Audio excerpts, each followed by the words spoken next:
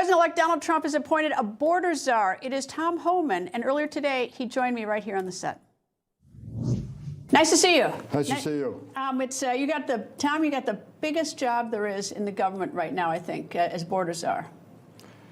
Next to the president. It's a big job, and I think that's why the president created this position, border czar, so someone can spend 24/7, 100% of the time on it. And what do you envision is the job of the border czar? Look, there's a lot of priorities the president has when it comes to immigration. Number one, he needs to secure that border. He needs to run a deportation operation, get rid of a lot of folks that aren't supposed to be here, especially the criminals and national security threats. And third, we need to find over 300,000 children that are missing in this country, that were trafficked into this country, released by this administration to unvetted sponsors. We got to find those children and rescue them. All right. Do you have any budget, or is it your role to make sure other people do their jobs? I'll be reporting straight to the president, so I'll be working very closely with Steve Miller. I'll be working really closely with Governor Newsom to drill down on those three priorities.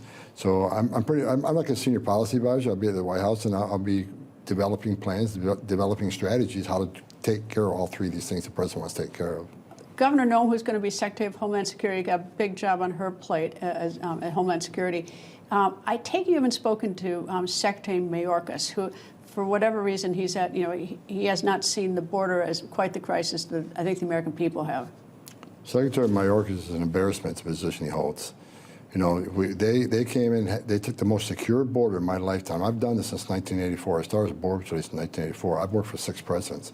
Every president I've worked for, even Obama and Clinton, took steps to secure the border because they understood you can't have strong national security if you don't have border security. You need to know what's coming, who's coming in, where it's coming in. Joe Biden's the first president in history of this nation who came into office and unsecured the border on purpose. This isn't mismanagement. This isn't incompetence. They did this by design.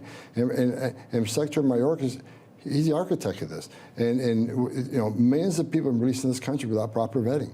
And rather than detaining, the law clearly says, and one district judge in Texas said, not only are they ignoring the law, they're violating the law. The law clearly says an arriving alien without proper documentation shall be detained. Not maybe, not think about it, shall. And they released millions in this nation. You know what I find curious is that the people who do get stopped at the border going through a checkpoint of some sort, is their names are run against a checkpoint to see whether or not they have any history, so they shouldn't come into the country. But for the life of me is that database I found out actually comes from the nation of origin. And so we don't have diplomatic relations with Venezuela, nor with Iran. So I don't know what's this database that they're comparing to, so we can't even check people who are coming through the border. The vetting system is a failure. Is it a failure, or is it just almost a charade? Both. I mean, we don't have access to most countries' criminal data. So when they say they're vetting somebody, they vet them through a national security database, see if there's any terrorism links, and even that's weak. Because most terrorists in this world, they're not in any database. We know who they are. But the criminal, they run against NCIC and III. Most of the nation, El Salvador, China, Russia, you think they're sharing any of this data with us? So a lot of the nations, they don't have systems like NCIC. Well, so that's my objection to it. I mean, I'm thinking that, like, a lot of American people think, well, we're comparing it against a database. No. But the fact is that the database is so flawed, so incomplete, and such a sieve that it becomes, in my words, a charade to think that we're actually screening people. Well, actually, absolutely. One example was just ICE just arrested somebody a couple months ago that was wanted for 6 different murders in his homeland. He passed vetting because we don't have access to their criminal data in most of the countries around the world. How are you going to mass deport? I mean, that's a question everybody gets asked. When we talk about, you hear the president talk about mass deportation. What is that? What do you envision? Well, look, the president's made it clear for the last several months, we're going to target, out of the gate, priority, national security threats, public safety threats. How are you going to find them, though? Can't share all that with you, but there's ICE is very good at that. There's numerous law enforcement sensitive databases.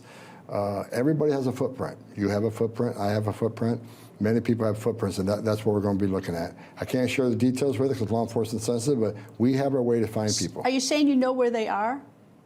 Or that somebody knows where they are? I realize you're not in office yet. You won't be till the 20th of January. But are those people who have the horrible criminal records and are national security risks, does the federal government know where they are?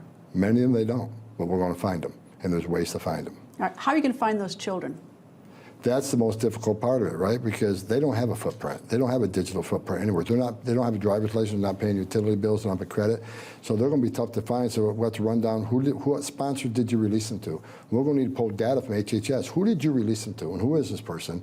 And we'll have to run that person down. But I guarantee you, Greta, I've done this 3.5 decades. Some of these children are in forced trafficking, sex trafficking, and some are in forced labor. ICE has already found many in forced labor, working in meat packing plants in the midnight shift. Some of these children are sex trafficking. Some of these children are living a life of hell, and we got to save these children. What are you going to do with them when you find them? Because they are children underage. We'll reunite them with their parents. So then you got to go find the parents. Well, hopefully that would be a lot easier than finding the children.